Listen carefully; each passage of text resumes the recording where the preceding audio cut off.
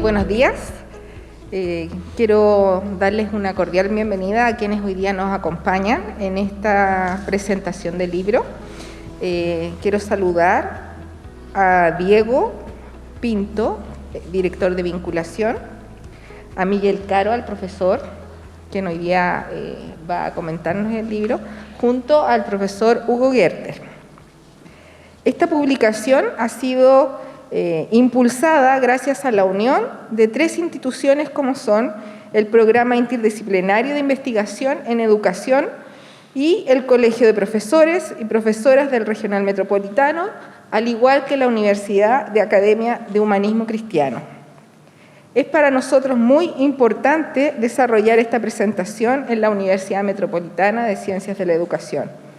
Creemos que es la cuna de los y las profesoras de nuestro país y, por supuesto, un lugar muy especial para debatir, discutir sobre el tema tan relevante como es el currículum.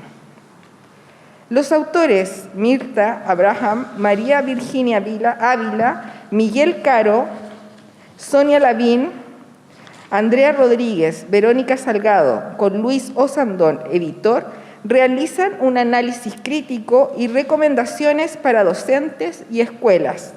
Es una reconceptualización del currículum.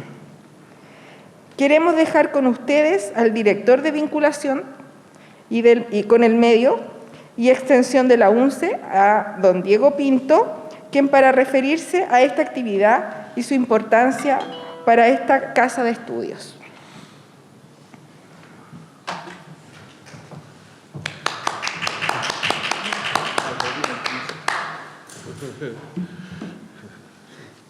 Muy buenas tardes a todos y a todas. Bueno, quiero iniciar, ¿no es cierto?, haciendo un comentario de contexto, ¿no? Me hubiera gustado ver esta sala con más personas, bueno, también con menos frío, pero me hubiera gustado verlo lleno de estudiantes, de profesores y profesoras de la universidad.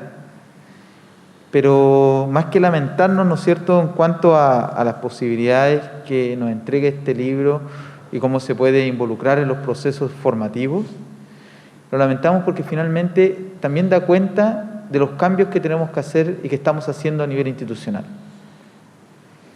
Es súper relevante para la universidad el área que tiene que ver con vinculación con el medio, porque justamente es en esta área donde hemos visto que hemos estado faltos de presencia, tanto en el debate público como en la construcción de políticas públicas. ¿Por qué la UNCE no está en la referencia del debate público sobre educación? ¿Por qué la UNCE no está presente en la construcción de políticas públicas? ¿Por qué no nos convocan como institución? Porque finalmente, al parecer, estuvimos dormidos durante muchos años mirando, ¿no es cierto?, nuestros problemas internos, mirando, ¿no es cierto?, cómo resolvernos como institución, por sobre, ¿no es cierto?, estar insertos en ese debate. Hoy día como institución tenemos grandes desafíos. Si bien son internos varios de ellos, también, por sobre todo, es cómo vamos haciendo estas articulaciones con el medio y los actores relevantes y aquellos actores que son fundamentales para la articulación entre los espacios educativos formales e informales, pero también, ¿no es cierto?, con las instituciones públicas en su gran envergadura. Por eso es que es relevante este lanzamiento hoy día, porque este libro no solamente coloca esta articulación entre el colegio de profesores, sino que también, y las escuelas, sino que también, ¿no es cierto?, nos coloca como universidad en un lugar para poder debatir sobre temas de currículum y los procesos formativos y cómo finalmente vamos desarrollando una discusión internamente en la formación inicial docente en la UNCE. Hoy día también tenemos otro aspecto contextual y que no podemos evadirlo. Está la construcción de una constitución, de una nueva constitución para el país. Hay una propuesta, ya hay un borrador. Y eso nos da pie para estar proyectando cómo va a ser la educación pública para lo que queda de nuestro siglo, ¿no es cierto?, por 50 años más. Este libro también nos permite reflexionar sobre esos procesos que se nos van a presentar las transformaciones curriculares a partir, ¿no es cierto?, de la nueva Constitución. Eso va a ser interesante, si bien el libro no aborda precisamente, ¿no es cierto?, los cambios constitucionales, sí entrega claves para pensar lo que va a pasar en el aula. Hoy día, la UNCE también tiene que entrar en ese debate, y lo estamos haciendo, ¿no? Estamos haciéndolo cada vez con mayor nivel de injerencia en reuniones con el Ministerio, con los diputados y diputadas. Estamos teniendo, ¿no es cierto?, reuniones de articulación con los movimientos sociales. Estamos teniendo, ¿no es cierto?, una apertura de la universidad a distintos espacios del debate. Hace poco tuvimos incluso, ¿no es cierto?, aquí mismo, donde participó también el profesor Caro, en un espacio de discusión sobre el debate constituyente y las propuestas del articulado. Entonces, como universidad, a pesar de todos los elementos contextuales del diagnóstico que parecieran ser bien negativos, estamos saliendo adelante, ¿no es cierto?, mirando lo que está pasando en el mundo, creando, ¿no es cierto?, una posición, estando, ¿no es cierto?, en el debate sobre los temas de educación en general, curricular en particular en el caso de hoy día.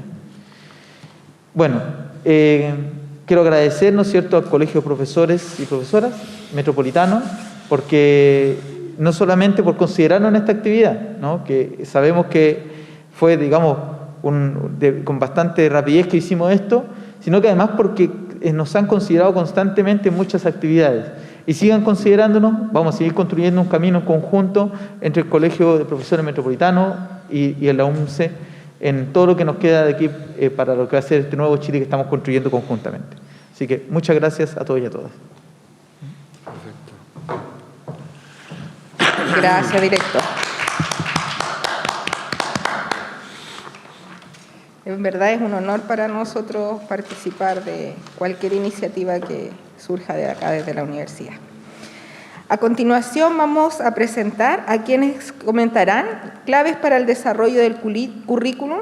Se trata del profesor Hugo Gerter, profesor de Matemática y Física en la Universidad Austral, curso de estudios de magíster en Física en la misma casa de estudios. Se ha desempeñado como profesor de aula en Matemáticas y Física por más de 30 años en la educación pública. Ha sido dirigente nacional del Colegio de Profesores y actualmente es vicepresidente del Regional Metropolitano. También tenemos acá a Miguel Caro Ramos, coautor del libro que presenta el día de hoy, profesor de Historia y Geografía de la Universidad Metropolitana de Ciencias de la Educación, magíster en Educación, doctorado del programa de Educación en la UNCE, académico del Departamento de Educación Básica de la misma universidad. Además de tener una amplia experiencia en trabajo con escuelas y comunidades de aprendizaje en el marco del desarrollo del curricular. Dejo con ustedes entonces al profesor Hugo Gerter para que pueda realizar la intervención con respecto al libro. Gracias. Bueno, también partir diciendo que para mí es un honor, un gusto, una delicia, un placer poder estar en este tipo de encuentros, de debates, de intercambios, de conversaciones, como así lo define el libro, ¿no? Como una conversación acerca de estos temas que a los profesores nos apasiona, que es el currículum.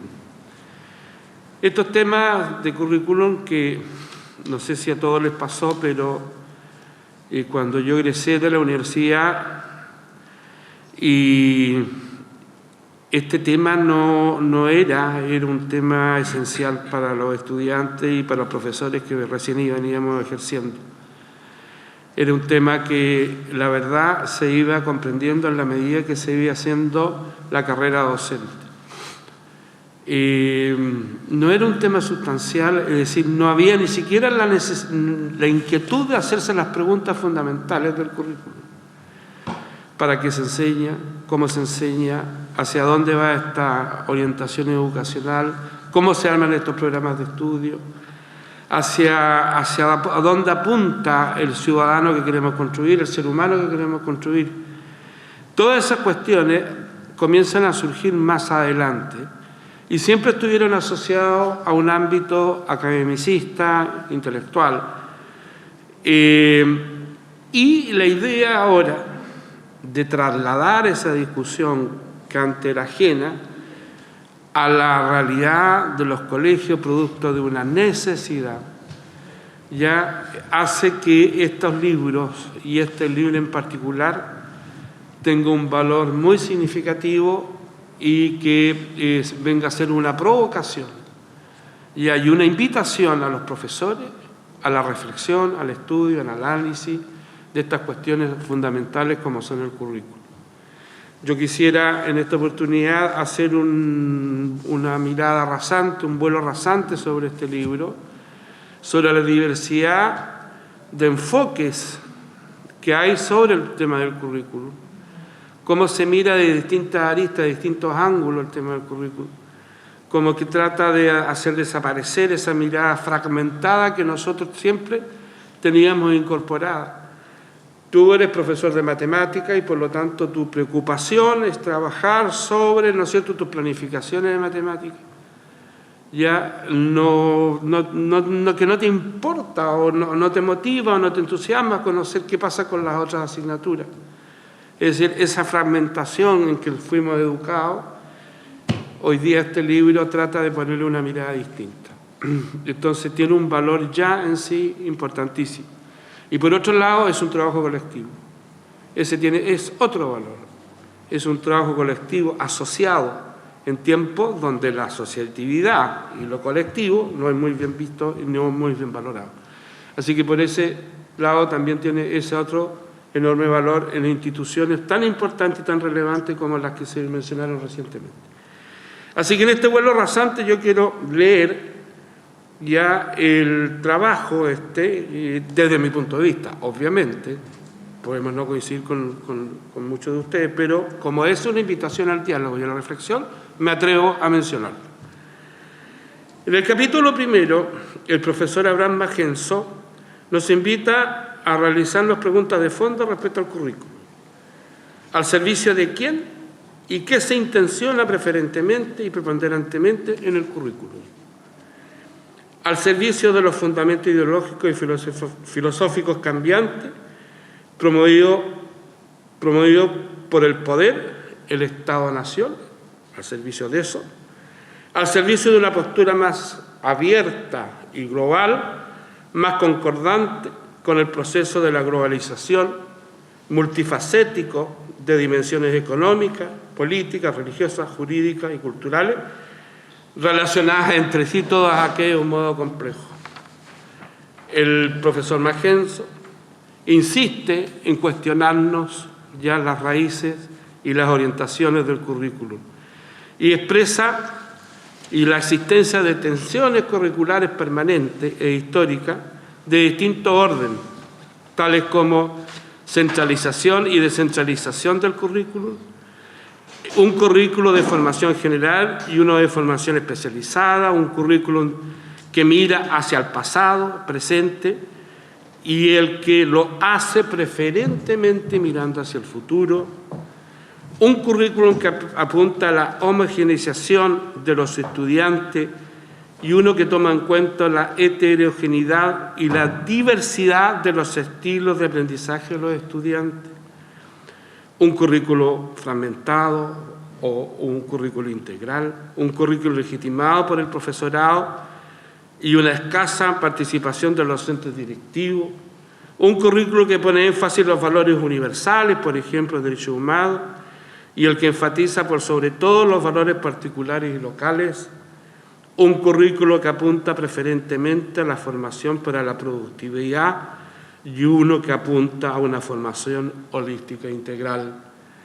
Todos cuestionamientos, todas estas preguntas, todas estas provocaciones ya se intentan responder de alguna forma en este libro, ya y particularmente el profesor va entregando un desarrollo de cada una de estas. Él planteó una cuestión súper relevante que para muchos hoy día no es muy conocida como el isomorfismo curricular. Es avanzar hacia un currículum global que ciertamente la amenaza es una amenaza para el rescate del contexto local que se ha vivido fuertemente en esta etapa. La tensión entre lo global y lo local, entre la centralización y descentralización, entre la concentración y la desconcentración, entre lo uniforme y lo diverso, son traducciones de una ideología conservadora, globalizante y isomorfa que avanza hacia la globalización de las conciencias. Eso al final lo digo yo, ¿no? Globalización de las conciencias. Él se adentra en toda esta estructuración, ¿no es cierto?, y análisis a partir de cuestiones fundamentales, de preguntar para qué, hacia dónde vamos con el currículum.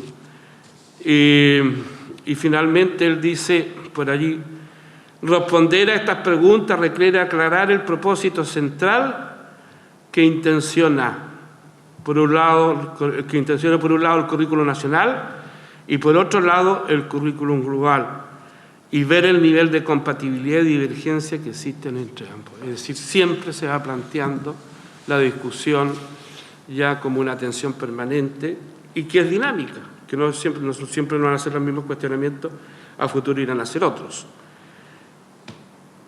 Eso es la visión y es parte de lo que plantea el profesor Magenzo. En el capítulo 2 se aborda la tensión permanente, una de las tensiones que plantea el profesor Magenzo, o la tensión permanente entre centralización y descentralización. Las profesoras Sonia Lavín, Mirta Abraham, María Virginia Arias, en este capítulo realizan una investigación de hito histórico del proceso centralizador del currículo, pasando por el proceso de la Unidad Popular, la dictadura militar, los gobiernos de la concertación. Plantea la necesidad de terminar con el dominio del Estado centralizador y avanzar hacia una descentralización curricular. Que es además una aspiración histórica del magisterio.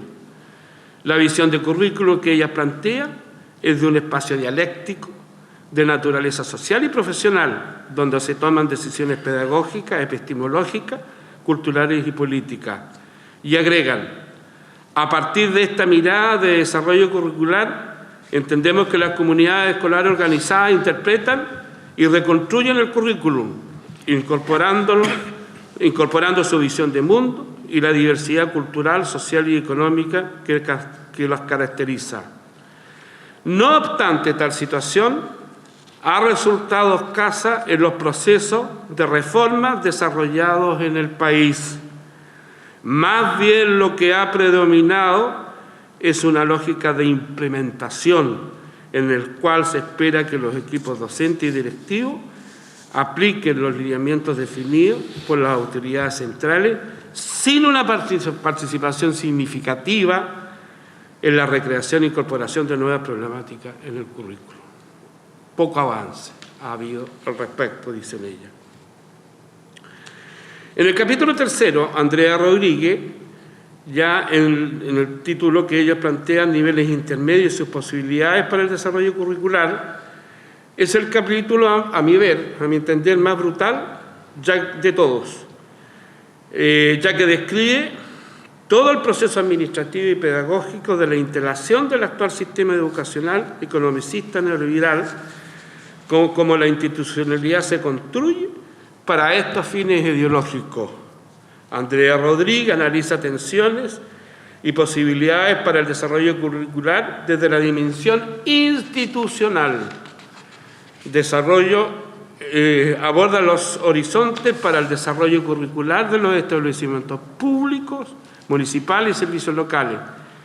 Se plantea que luego de 40 años de transformaciones administrativas y pedagógicas que iniciaron en los años 80 y que se consolidan con la estandarización en los 90, y a pesar, dice ella, y a pesar de las diversas movilizaciones que partieron a principios de la década del 2000 para transformar y movilizar este sistema y para generar los cambios, ella dice, no se ha modificado, que por el contrario se ha reducido, quedando expresado en las definiciones curriculares totalizantes y centradas en determinadas áreas del saber, en el tratamiento pedagógico, con énfasis en la desconfianza de las capacidades de los docentes, debilitando su profesionalismo. Debo señalar que este capítulo, como en todo, existen recomendaciones que valen la pena observar y estudiar, para no poner tan oscura la cosa. Hay recomendaciones de cómo podemos ir avanzando, proceder, que yo propongo revisarlas y estudiar. Miguel Claro, en el capítulo 4, acá presente, él podrá explicar mejor este capítulo que yo, ya dice que luego de una discusión abierta con el concepto de calidad de educación, con el modelo educacional implantado en dictadura y postdictadura, ahí él plantea la duda si es postdictadura o no, con las ideas de aprendizaje asociadas a resultados de mediciones estandarizados, se va perfilando, porque parto diciendo, luego de ese análisis que él hace, ya se va perfilando a la luz de Gardner, Damasio, Varela, Zavala, Piaget, Vygotsky, entre otros, la idea de aprendizaje como núcleo y valor central en las arquitecturas curriculares. Para Miguel Claro, el aprendizaje es la partícula elemental en el aprendizaje. Establece una relación íntima entre el currículo y el profesor. Representa una estructura de límite, dice él, y posibilidades que inciden poderosamente en el despliegue de la actividad docente. Es así como todo ello opera como condicionamiento,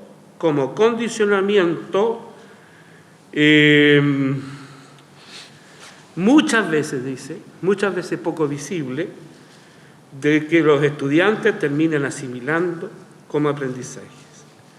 En ese sentido repasa estructuras curriculares ya desde 1996, del 1998, del 2012, 2015, y reconoce un evidente desequilibrio en la distribución y de horas en el currículo, y una desproporcionada oferta de objetivos y contenido a alcanzar.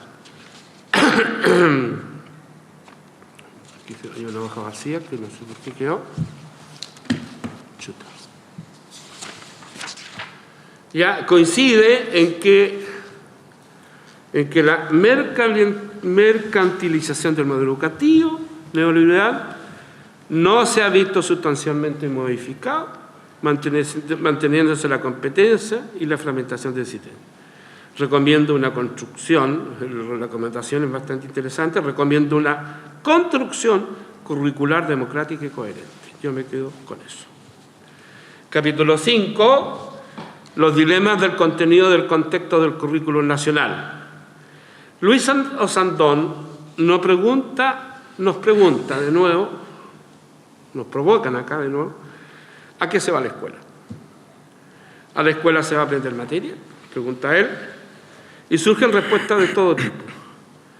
Sí, hay respuestas como por ejemplo, sí, pero no es lo más importante, sino que el desarrollo de habilidades en un marco integral de actitudes y valores. Él lo plantea así. Se requieren habilidades para el siglo XXI, esencialmente comunicativas, habilidades blandas, habilidades genéricas, dicen otros, hoy día. Luis plantea que la escuela entendida como un espacio de adquisición de conocimientos relevantes se encuentra en crisis. Repito, Luis plantea que la escuela entendida como un espacio de adquisición de conocimientos relevantes se encuentra en crisis. ¿Cuál es el significado contemporáneo de la asociación cultural?, pregunta él.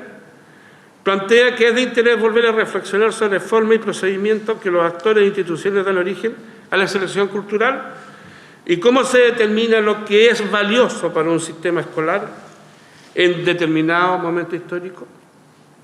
También plantea cómo las hegemonías de actores e instituciones construyen el currículum. Por ejemplo, quien define que matemática y lenguaje sean las asignaturas centrales del currículum. Abiertamente ha sido influenciado, dice él, abiertamente ha sido influenciado el currículo, intervenido y afectado hoy día por el paradigma neoliberal. Lo dice clarito.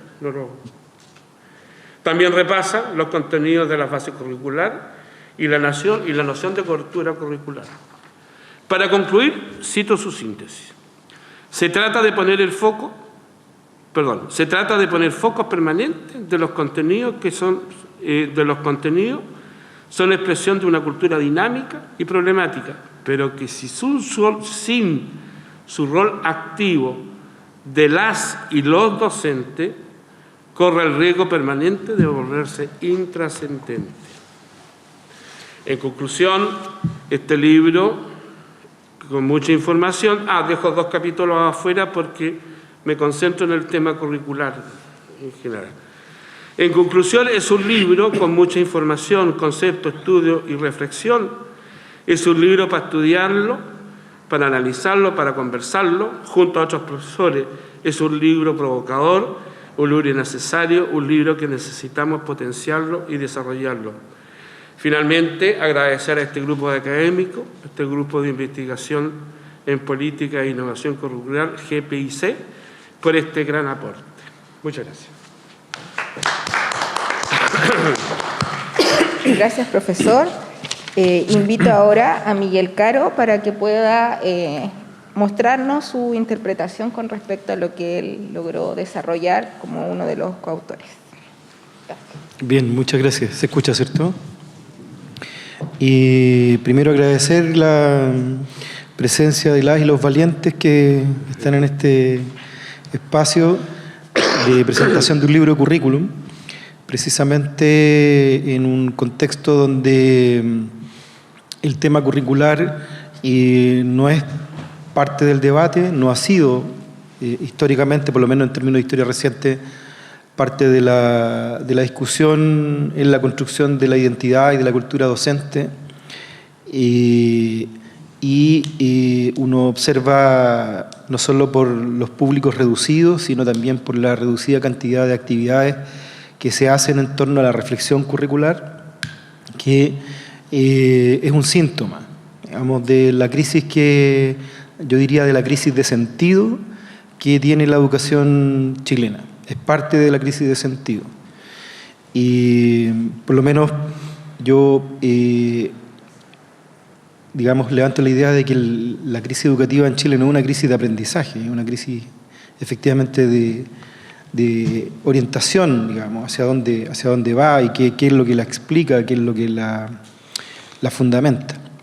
Y así es que agradecer esa presencia y agradecer al Colegio de Profesores Regional Metropolitano, que ha estado preocupado por este tipo de discusiones, afortunadamente, y a la universidad, ¿no es cierto?, por el espacio. Yo, más que comentar en detalle cada uno de los capítulos, quiero señalar algunas formulaciones generales y algunas tensiones o conflictos que he seleccionado de los capítulos para provocar la discusión. Partir señalando primero que de algún modo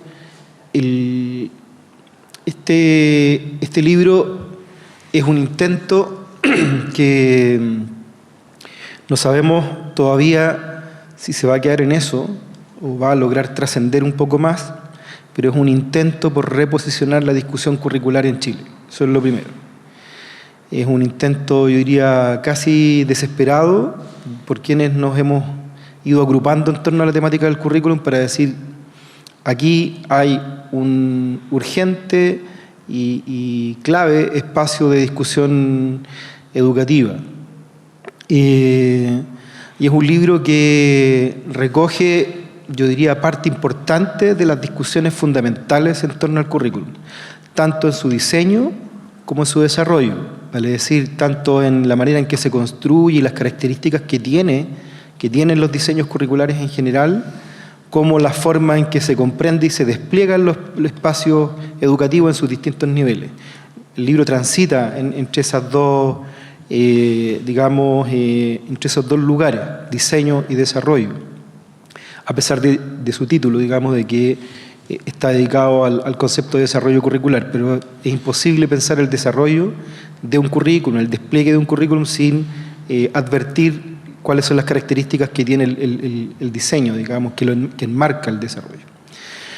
Entonces, yo diría que junto con intentar rescatar el debate curricular y de ofrecer una mirada de algunas claves, algunos temas fundamentales, se da en un contexto de crisis, o sea, emerge el libro en un contexto de crisis, pero que no es solo la crisis pandémica. Podríamos decir la crisis pandémica es una crisis coyuntural, no sabemos cuánto va a durar o cuánto van a durar sus efectos, clases, géneros, y la crisis acerca del rol de las y los profesores, la crisis del concepto de autoridad, qué es lo que se entiende por autoridad, qué es lo que se entiende por autoridad y por lo tanto la crisis de un modelo profundamente autoritario del sistema escolar, y la crisis provocada por la tensión que nos provoca el reconocimiento de nuestras diversidades en todos los planos, ámbitos y dimensiones, es decir, una crisis múltiple de largo plazo y que nos pilla acostumbrados a pensar la educación y a pensar el currículum en particular de un modo que ha sido hegemónico y que no se había preguntado por estas cosas. Entonces, de esa crisis estoy hablando, pero además, diríamos, radicalizada, esa crisis, radicalizada por la pandemia. La curiosidad que tiene este libro, que surgió ahora, que se publicó ahora en enero de este año, es que todos sus capítulos, salvo el capítulo 7, que es el último, que fue llamado como capítulo de emergencia o algo así, todos sus capítulos fueron editados antes de la pandemia, o estábamos terminando de editarlos cuando recién aparece la pandemia. Por lo tanto, no fue pensado para dar una respuesta en pandemia, sino que fue pensado para dar una respuesta a esa crisis más larga de sentido del sistema educacional. Eso yo creo que lo hace más interesante en su lectura, porque no está intentando reflexionar en caliente, digamos, una situación crítica, sino que está posicionando una mirada más larga que precisamente y casualmente se vio radicalizada por la pandemia. Por lo tanto, aquello que se anuncia, como crisis, luego de la pandemia muestra todas sus, digamos, aristas. Entonces en ese sentido tiene un valor, pero además sobre la marcha nos juntamos como núcleo, como grupo de investigación y dijimos hay que escribir un capítulo final sobre educación y pandemia, sobre currículum y pandemia. Entonces, un poco en el vértigo de esto que nos empezó a ocurrir, y eso nos tardó unos meses más, y escribimos ese capítulo y en ese capítulo de alguna manera se ven ratificadas estas problemáticas que están señaladas en los capítulos anteriores.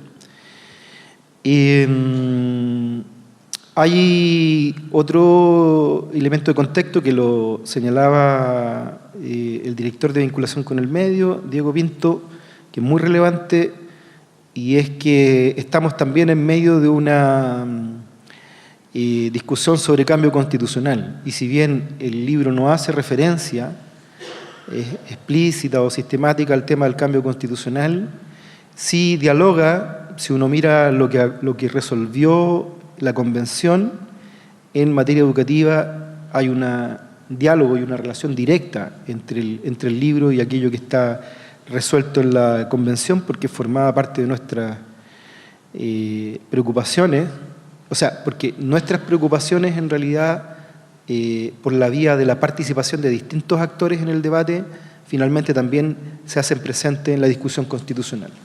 Entonces yo creo que es un libro necesario para, si en caso que se apruebe la nueva Constitución, es un libro necesario para pensar las formas específicas en que esa Constitución se debiera expresar en materia, por ejemplo, de una nueva Ley General de Educación, que entre otras cosas tiene un capítulo específico para el tema curricular.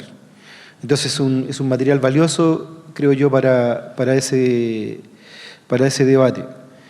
Y quiero referirme a algunas de las tensiones y proposiciones de los capítulos en términos muy generales. decir primero, en respecto al primer capítulo que escribe Abraham Mayenzo, que es uno de los autores más relevantes en materia curricular en Chile y en América Latina, y que dirige el núcleo currículum que produce este libro, en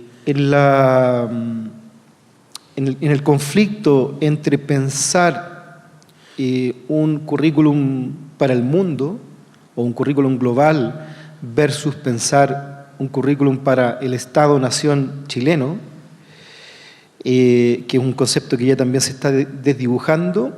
En ese conflicto, yo diría que una de las advertencias centrales que hace Abraham Mayenzo es que históricamente en estas décadas se ha tendido a imponer un currículum pensado desde una perspectiva más bien global o globalizadora. Entonces, si uno lo vincula con otra literatura sobre la evolución de los sistemas educativos, podría concluir que la política educativa chilena y la política curricular en particular es parte de la generación de reformas que tienen a la base lo que la literatura y la investigación ha llamado reformas de enfoque global. Vale decir, reformas que están pensadas, para decirlo rápido y sencillo, por los organismos internacionales, y reformas que han estado en general financiadas por los organismos internacionales, y cuyo centro de gravedad no necesariamente es el desarrollo pertinente e integral de las nuevas generaciones chilenas, sino que son reformas que están pensadas para cómo proveer de sistemas educativos en función del desarrollo de los mercados internacionales. Entonces, esa es una conclusión que es inevitable cuando uno mira ese punto. En el caso del segundo capítulo, escrito por Sonia Lavín, Mirta Abraham y María Virginia Ávila, sobre justamente la tensión centralización-descentralización curricular, también es un debate clásico, el segundo debate clásico de la discusión curricular. Yo diría que finalmente lo que decanta es la idea de que la política curricular chilena fue pensada, recuerden ustedes, en el contexto de la Constitución del 80 y por lo tanto en el contexto de el concepto de libertad de enseñanza. Fue pensada y ofrecida como una política curricular para la descentralización, esencialmente, a partir de un núcleo curricular común. Hay una promesa, y lo que decanta en el capítulo, creo yo, es la enunciación del fracaso de esa promesa.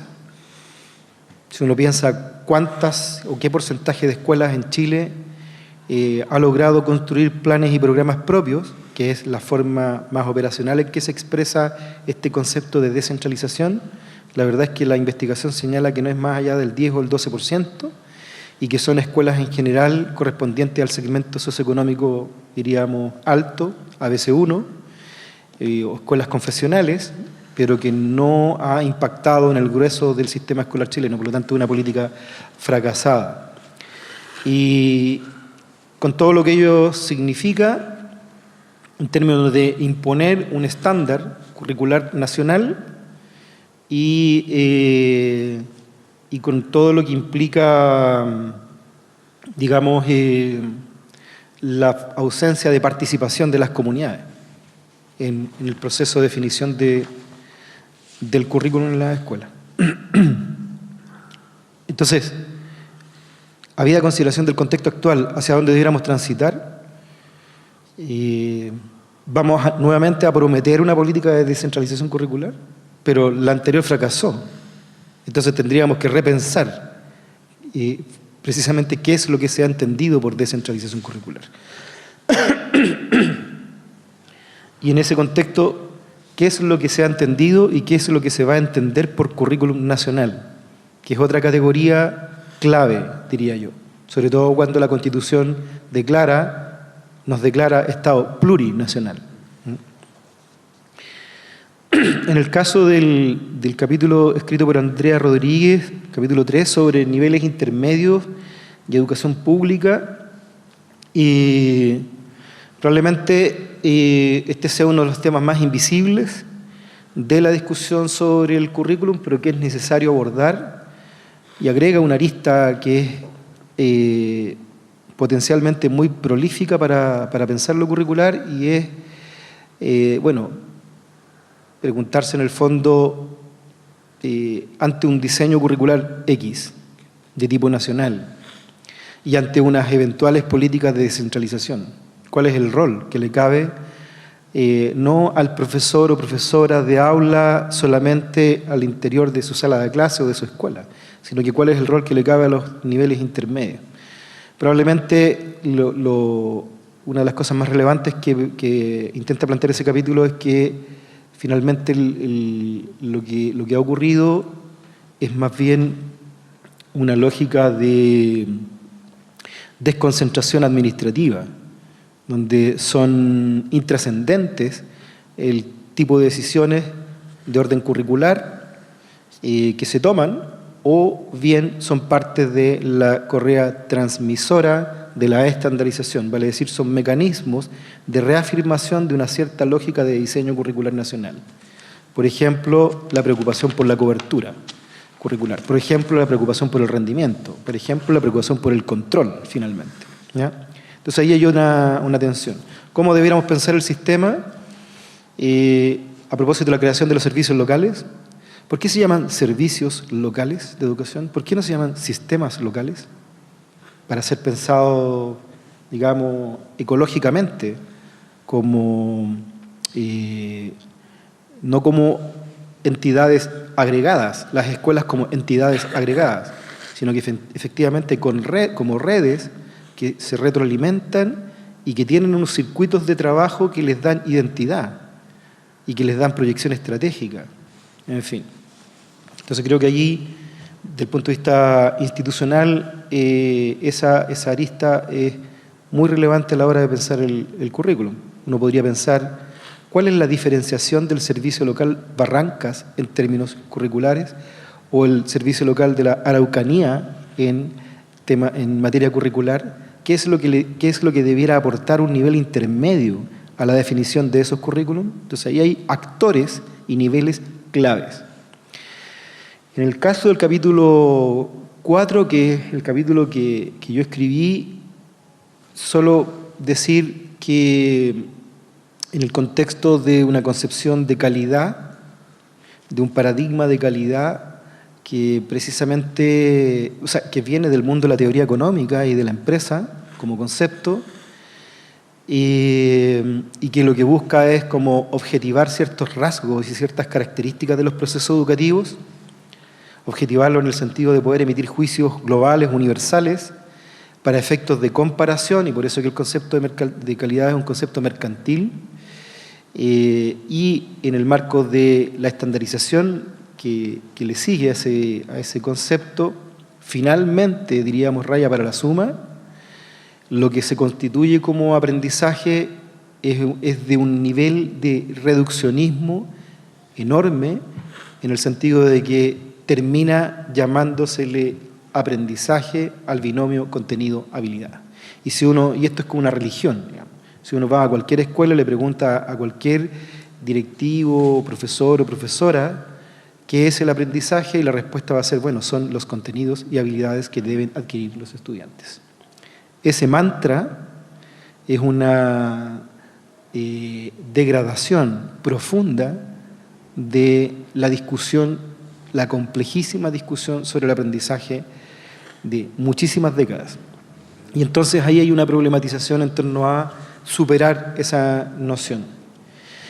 En el capítulo 5, lo potente, creo yo, del capítulo escrito por Luis Osandón es que recupera la noción de contenido como una noción problemática, como una noción controversial, y en ese sentido recupera una de las preguntas claves del proceso educativo en general y del currículum en particular, y es ¿qué se enseña?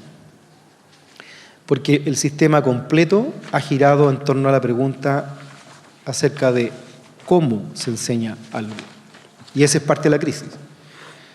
Por ahí yo diría que se explica buena parte de la crisis, que el sistema haya girado en torno a la pregunta ¿cómo enseñar?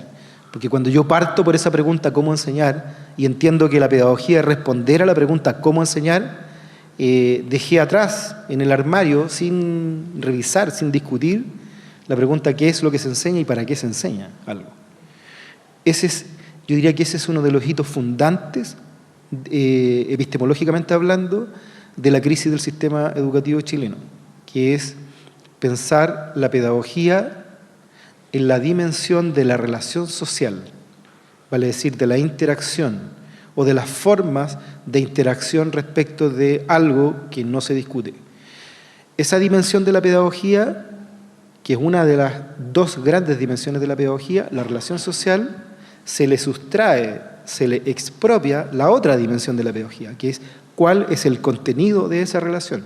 No las formas, no solo las formas de esa relación, sino cuál es el contenido y el sentido de esa relación, de esa interacción. En los años 90, el Banco Mundial financió reformas educativas, incluyendo la chilena, con cientos de millones de dólares y miles de millones de dólares incluso, agregados, sumados, que se sostienen en ese principio. En el principio de que la pedagogía responde a la pregunta sobre el cómo, y la pedagogía remite a las formas de la relación. Por eso es que si ustedes miran la investigación educativa en Chile, pedagógica, entre comillas, casi todas terminan en la interacción en aula. Y cuando uno habla, por ejemplo, de currículum integrado, por dar solo un ejemplo, en una escuela o frente a una autoridad te dicen, ABP. Inmediatamente hay un switch que te convoca automáticamente a la metodología. No estoy discutiendo de la metodología, estoy discutiendo de cuáles son las premisas de integración del contenido y con qué enfoque y hacia dónde y qué vamos a integrar, no con qué metodología vamos a integrar. Entonces, la recuperación de este debate que hace Luis Osandón es muy potente, y una de las aristas de la manera en que lo enfrenta es decir que finalmente el contenido es contenido disciplinar. Y la pandemia muestra que esa es una de las crisis. La forma de atender las necesidades de las nuevas generaciones ha sido esencialmente esa, la de poner foco en el contenido disciplinar, y eso es lo que se cae con la pandemia. Eso es lo que termina de caerse. El currículum disciplinarista académico es lo que termina de caerse. Voy cerrando en el capítulo 6, donde Alex Mondaca hace una muy interesante bajada, diríamos, un ejemplo de todos estos debates, y lo pone en el caso de la lectura, y particularmente la lectura de la literatura. Y finalmente, parte de su denuncia acá es que se redujo en este enfoque técnico, funcional, justamente la lectura como una competencia, y la lectura en su rol instrumental, funcional, pragmático, y no la lectura, y por lo tanto la lectura como comprensión, pero como comprensión del texto, no la lectura como comprensión del mundo, a través del texto. Y ahí se levantó una suerte de ideología, la ideología de la comprensión lectora, ¿no es cierto?, como comprensión de texto, desde una perspectiva comunicativa funcional. Entonces, salir del enfoque tradicional, que es el lenguaje como objeto, es como la antigua idea de pasar materia acerca de qué es el objeto lenguaje, un salto gigantesco al vacío de pasar a la lectura como competencias comunicativas funcionales, sin nada entre medio. En ese salto habita una crisis que es profunda, que es justamente la crisis de sentido. Por eso que Alex plantea conceptos como la transversalidad de la lectura, como el concepto de subjetividad y conmoción que nos puede producir la lectura, como la diversidad de los grupos humanos y las culturas que escriben y que leen, etcétera, etcétera. O sea, remite a la experiencia cultural, subjetiva y multidimensional de la lectura, y remite a la comprensión crítica del mundo a través de la lectura. Entonces, vuelve a colocar el tema de fondo. Y el libro cierra solo voy a decirlo en un enunciado, en definitiva estamos frente a una crisis de paradigma producido por muchos factores, pero uno de los factores fundamentales de esta crisis de paradigma es la manera en que se ha pensado la política curricular, tanto en su dimensión de diseño, arquitectura, estructura, organización, etcétera, como en su dimensión de desarrollo, vale decir, cómo se despliega, por ejemplo, orientado a lógicas de cobertura curricular, etcétera, etcétera, control de contenidos, en fin, rendimiento estandarizado en torno a esos contenidos. Es una crisis de paradigma que se ve radicalizado por la pandemia. Diríamos que el velo que existía puesto por nuestras comprensiones habituales se viene abajo con el sacudón de la pandemia. Se viene abajo ese velo y hoy día hay un debate mundial respecto de justamente preguntarnos por el qué estamos enseñando y para qué. Como que 3 décadas después volvemos a la pregunta por la que debimos haber partido, que es ¿qué estamos enseñando y para qué? Yo creo que es un poquito tarde, pero dicen por ahí más vale tarde que nunca, para ver si logramos enderezar un poco la dirección de esto, y el libro es un modesto intento de contribución a ese debate. Muchas gracias.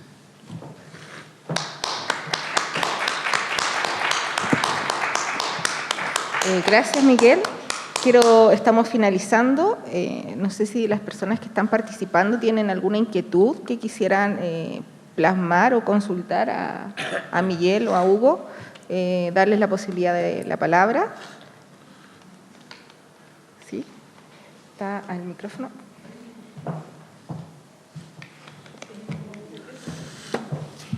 Aquí, toma. Ahí.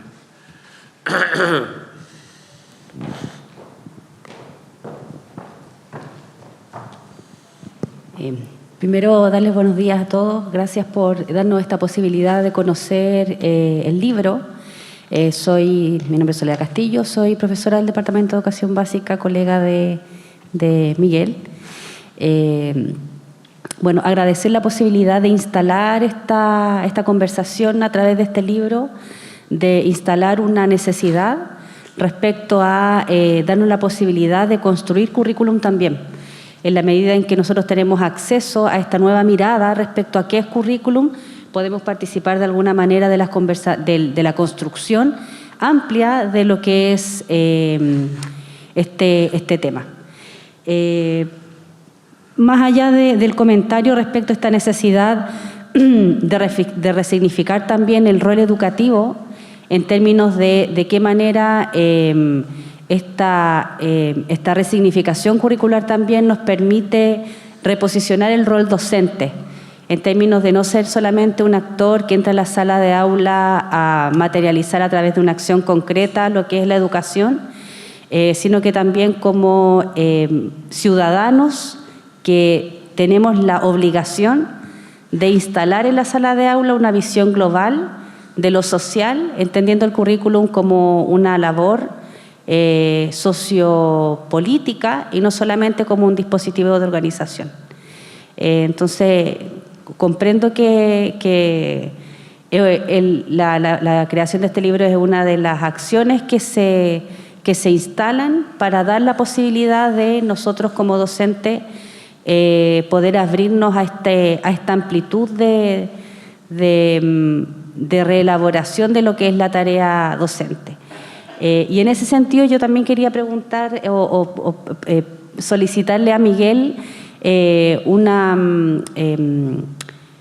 no sé si decir, bueno, este vínculo o esta desvinculación que tiene que haber entre lo que es la didáctica y lo que es el currículum, que yo creo que es una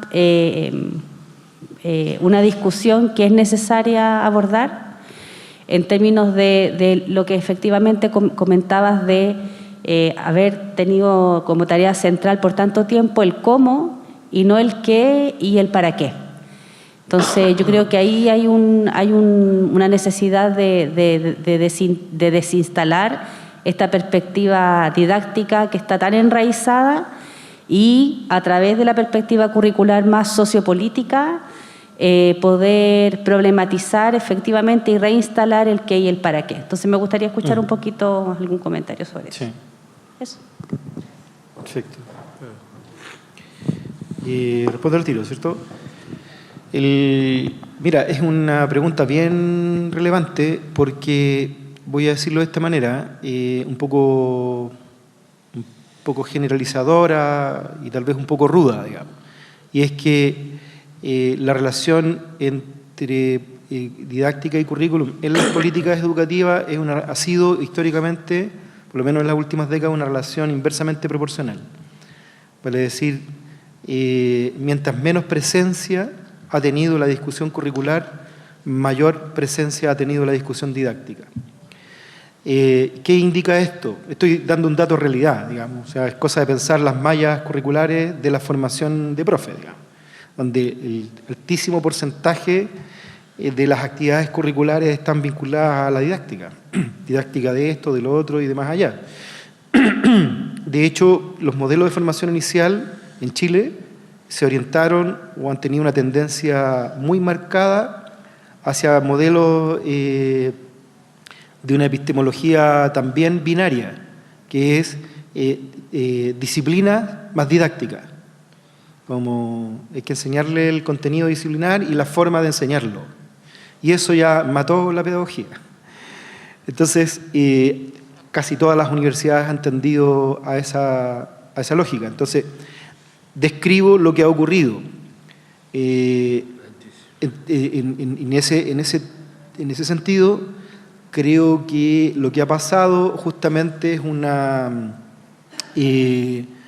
concreción del distanciamiento de la pedagogía con los marcos más generales sus marcos más generales de comprensión y el distanciamiento de la pedagogía con el currículum, el divorcio estructural entre pedagogía y currículum, que es lo que yo señalaba hace un rato, una pedagogía sin currículum.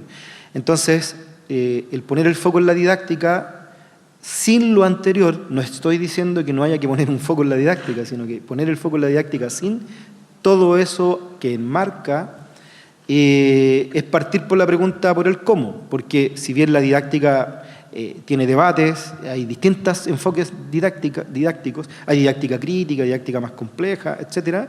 Pero si uno lo resume en su formulación más básica como teoría de la enseñanza, ese concepto enseñanza puede ser entendido como solo el acto de poner en circulación ciertos saberes disciplinares, o puede ser entendido como un proceso de circulación que parte antes, que parte por la reflexión de aquellos marcos de actuación de esa circulación de saber. Y entre ellos, uno de los marcos de actuación fundamentales es el tema curricular. Entonces, como que yo evaluara, o como yo formara una persona para que se desempeñe, si yo formara un atleta y mirara los 100 metros planos que corre, pero no todo el proceso anterior que tiene que ver con enfoques de entrenamiento, teorías, ciencias, conocimientos acerca de distintos aspectos que constituyen el ejercicio de una disciplina deportiva. Como que si yo evaluara solo a partir de cómo se desempeña el momento de correr. Entonces, la didáctica está centrada fuertemente en el cómo. Y, a mi juicio, tiene que estar centrada en el cómo, pero sin desanclarse de la pregunta de el qué y el para qué, y por lo tanto de la reflexión acerca de qué estoy enseñando, de si es pertinente lo que estoy enseñando, cuál es la comprensión que tengo de lo que estoy enseñando, una reflexión acerca de, en el fondo, cuál es la coordenada formativa que corresponde a esta realidad particular que estoy enfrentando. Y eso remite a la discusión más general y en particular a la discusión curricular. Ese ha sido el problema y yo creo que la forma de resolverlo no es ni eliminar la didáctica, ni sacarla como elemento central de la formación, sino que hacerla convivir con los marcos más amplios de lo que significa el desempeño profesional docente.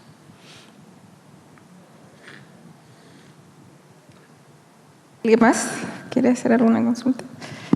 Bueno, estamos llegando al cierre. Personalmente siento que es súper posibilitador cuando uno habla de crisis. Voy a dar como mi opinión personal. Creo que hablar de desarrollo curricular desde una mirada posibilitadora de participación a uno lo ubica en un aprendizaje responsable de alguna manera. Y me pasó a mí que ver el concepto de liberación, por ejemplo, también me ubica en un paradigma efectivamente como de crisis, pero también muy posibilitador de transformación. Entonces, por lo menos yo me quedo con eso y siento que, claro, habemos poquitos, pero si esos poquitos tenemos como esa mirada posibilitadora, esa mirada de transformación, creo que invita a entregar probablemente este texto como una posibilidad de transformación. Así que yo personalmente les agradezco estar hoy día acá. También agradezco a Miguel su profundidad y su mirada dinámica de transformación de lo que podemos llegar a construir, y a Hugo también por compartir hoy día en este espacio junto a ustedes, y obviamente a la universidad, que una vez más nos invita y nos abre sus puertas para estos espacios de conversación y de transformación. Así que tengan un buen día.